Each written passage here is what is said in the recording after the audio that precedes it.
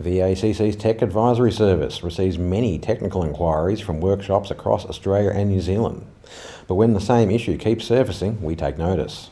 One fault that has been repeatedly raised is an issue on the Hyundai Tucson, where the AC compressor will not engage.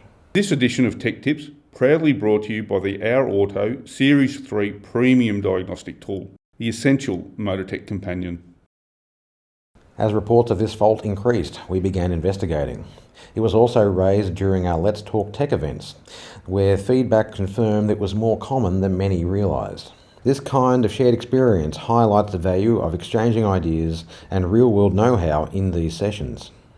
The symptom is straightforward. The AC switch is on, but the compressor doesn't engage. With no fault codes and the correct refrigerant levels, and the triple pressure switch operating normally, the next suspect is the evaporator temperature sensor.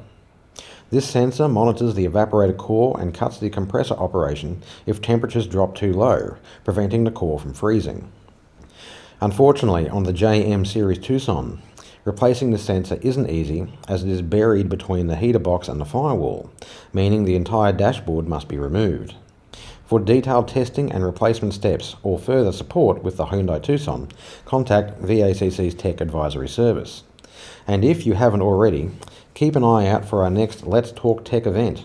Held across Metro and regional Victoria, these sessions bring together automotive professionals who share real-world insights and practical solutions to the kind of faults that don't always show up with a diagnostic tool, just like this one.